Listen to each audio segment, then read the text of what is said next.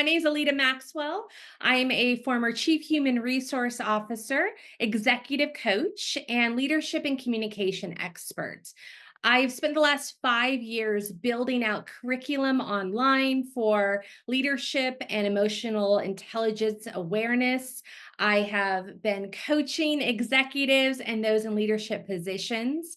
And we have a leadership intensive retreat coming up that we'll talk a little bit more about at the end of today's discussion.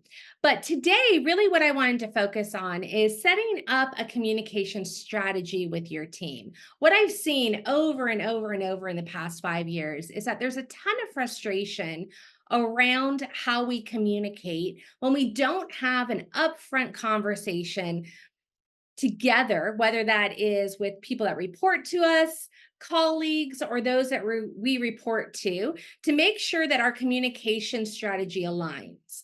How we communicate, when we communicate, what we communicate about, and what platform we're utilizing to communicate are typically what I focus on with my communication strategy. What I've seen is that we all somewhat believe that everybody is like us, that their needs are like ours, that their desires are like ours, and that's typically not the case. We all have unique needs.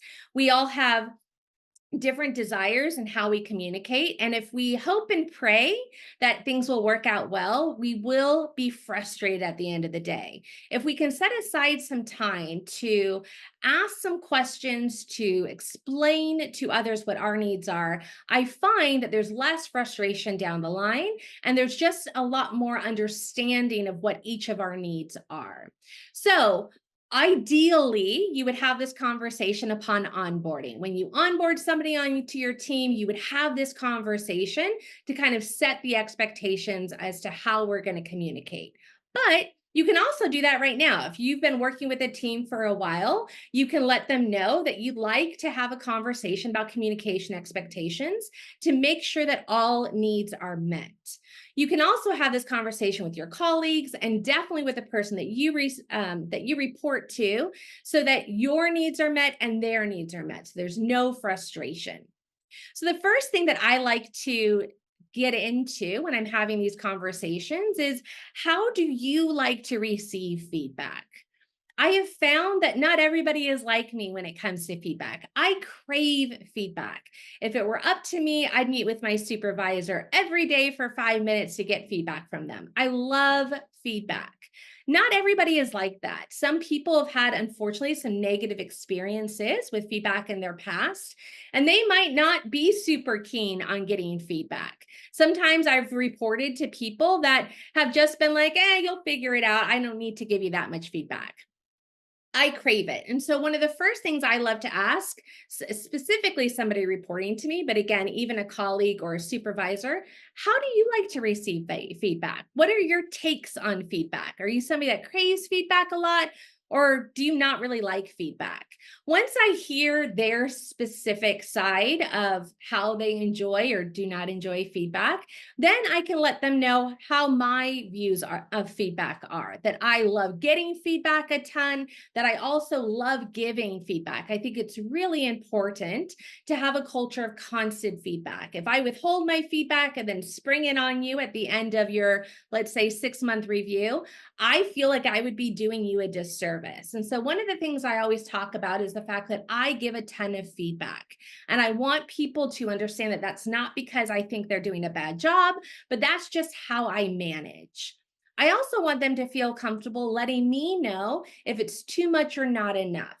So I let them know. If I am overwhelming you with feedback, please speak up. If you feel that I'm not giving you enough feedback, either positive or critical, also let me know.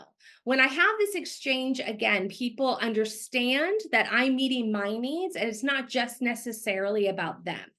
Again, when I have not had this conversation with employees, I've been given feedback at the end of the day that they felt I might be micromanaging them. And that is on me because I have not explained to them that I don't just give feedback on critical, I give feedback on positive, and how important feedback is to me. So the next point that I like to go over when I'm talking about setting a communication strategy is, how often should we meet? I have, over the last 5 years, seen that this typically is a point of frustration, specifically for people that are reporting to others. When we don't tackle this on the front end, I hear this as, oh my goodness, this is so overwhelming. We're meeting all the time. We're meeting about meeting. I'm just overwhelmed with meetings. There's not really an idea of why the cadence is what it is and what the intentions are. So I love to ask people how often they would like to meet. Again, if they're like me, they want more meetings. Some people I've managed said, I hate meetings, I avoid them at all costs. All right, well, there's probably a middle ground that's going to work for both of us. And so going over how often we're going to meet, what we're going to be meeting about, and why we're going to be meeting in this kind of cadence, I find to be really important. One of the things that I have found is that, especially if I'm starting off working with somebody, if I'm onboarding somebody, the more meetings at the beginning of our venture together, the better.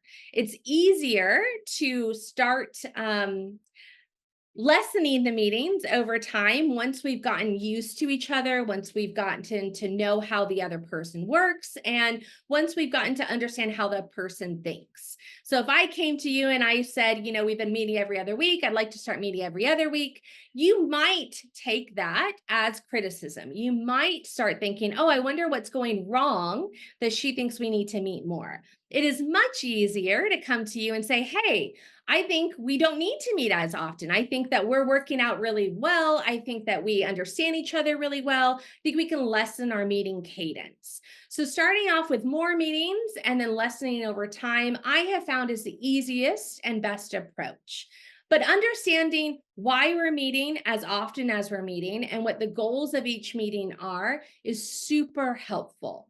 Again, too many meetings, people might feel that you're micromanaging if they don't understand the why.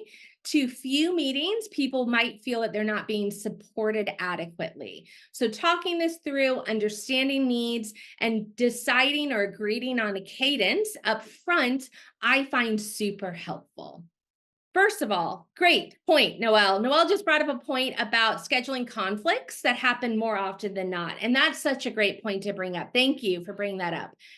That is the worst. When we agree to meet our team at a certain time or within a certain cadence, and we cancel those meetings, push them off, or reschedule them time and time again, we are sending a message to our team. And that message is typically negative. That message might be received as, I'm not important, you don't care about me, my role or what I'm doing does not bring value. And that's the last thing we want to send to our team. We never want to make our team feel like they're not important or not valued. So it's really important, specifically if we are the leader and we're dealing with people that report to us, to honor those commitments. It's equally as important, obviously, for our colleagues and those that we report to. But specifically, when we are in the power position, if you will, if we are going to set a cadence of meetings with our team, we need to honor that. We need to stick to that. Now, obviously, there's going to be times that things come up that are out of our control. But if there's a pattern, then there's probably a root cause that we need to dig into. If we are setting meeting times with our team and blowing them off, rescheduling, or changing them consistently, we are 100% sending a negative message to them that we probably do not want to send. So honor those commitments just as we want our commitments honored by others. So, agenda for meetings. Why is it important to know what we're meeting about? Well, we want everybody to be prepared to have the conversations that we've blocked off time to have. So, if it's just a quick check-ins, maybe there doesn't need to be an agenda. But if it's a longer meeting, I always challenge my clients to make sure there's an agenda and that everybody's aware of the agenda. We don't want to catch anybody off guard. Some of us are really great at being put on the spot and reacting well under that pressure. Others of us, me included, don't really enjoy surprises and are not the best when we're put on the spot. We like to feel prepared.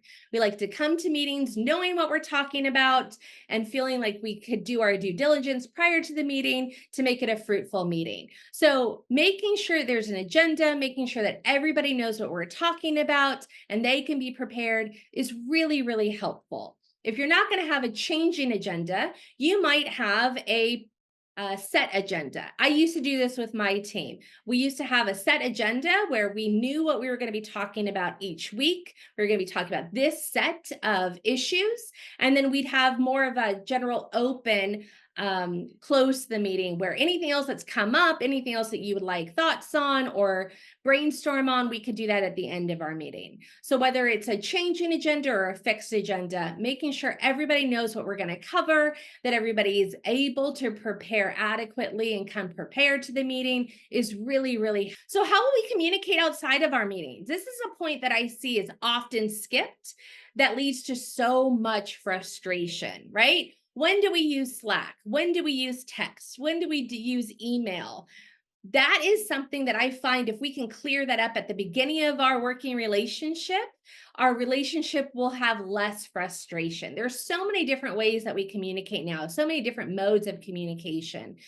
Being clear with our team when we would like them to use each is really helpful. It also alleviates anxiety from our team's perspective as well, because if they don't know how they should utilize each of these modes, they might have anxiety about that. And that's the last thing we want our team to be experiencing. We don't want anybody to feel anxious when they need to reach out for support or need a question answered. So the clearer we can be as to how we would like each channel utilized, the better it is going to be for our team. Next up, we're going to talk about working hours. So regardless of industry, we all have different working hours. I am somebody who typically doesn't answer email before 9 a.m., and I stop looking at my email now at 5 p.m. That was very different in my old position as Chief Human Resource Officer.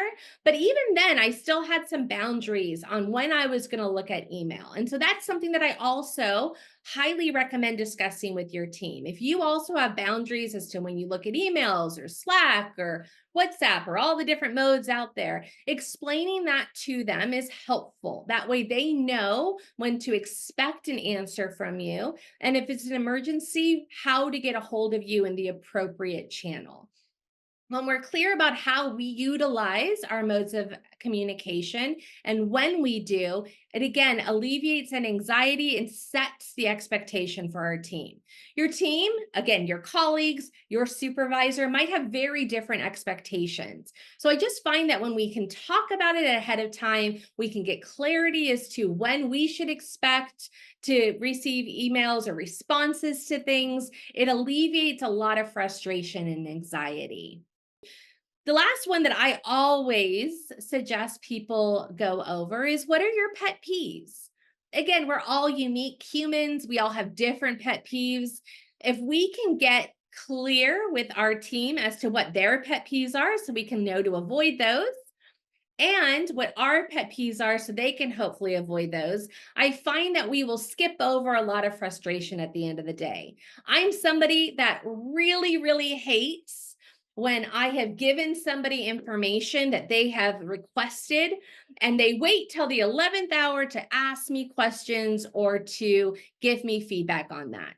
I hate that. That is one of my biggest pet peeves. If I'm giving you information, you waiting until 11:30 before your 12 o'clock meeting in order for me to correct something will be a number one pet peeve of mine. So when I'm clear with people about that ahead of time, they typically will note that and try to avoid that in the future. We all have our different pet peeves. So the more that you can understand your team's pet peeves, your colleagues' pet peeves, your supervisor's pet peeves, you can go out of your way if possible to avoid those. And same for you. Obviously, we don't want to add frustration into your day. So the less that people can annoy you, probably the better. This is a great conversation that I love having because it usually excites some laughter when I share my list of pet peeves. And again, I get to know my team, colleagues, and supervisor a little bit better as well. What else am I missing? This is the bare bones foundation. Again, I challenge all of my clients to take this and add to it. When I'm thinking about what questions do I want to add to this, I'm going to start thinking about what frustrations have I experienced. The frustrations are going to point to, how can we avoid that in the future? What questions can you ask ahead of time to avoid that big frustration at the end of the day? I have clients that have taken this foundation and added another 20 questions to it. I have clients that utilize this just as it is. But what I find is it's a great springboard to have deep conversations and to have clarity as to what we expect from each other.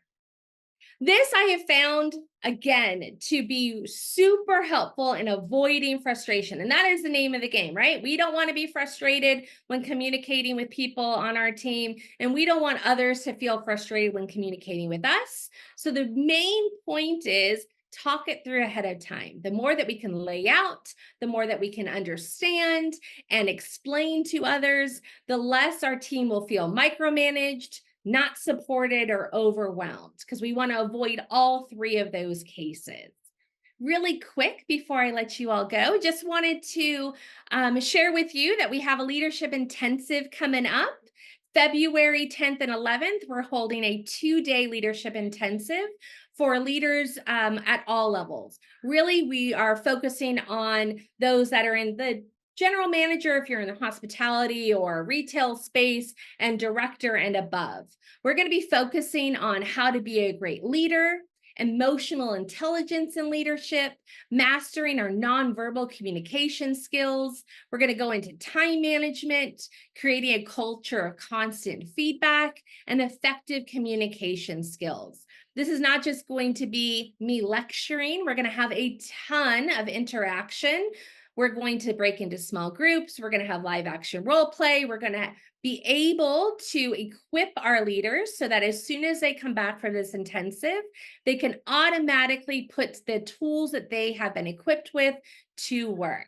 The thought process is that you all are really busy and you don't have time to necessarily take each one of your leaders and make them more emotionally aware and give them the tools that I know you all wish they had in terms of how they're talking with your team, how they're finding root cause, and how they're leading in a really, really healthy way. And so I'm going to do it for you. Give me your leaders for 2 days, and I promise you're going to receive leaders back that are much more comfortable having these conversations and flexing these soft skills. If you have any questions about my courses, the leadership intensive, or executive coaching, please do not hesitate to reach out. My goal is to support everybody on their leadership journey, regardless of where they are at now.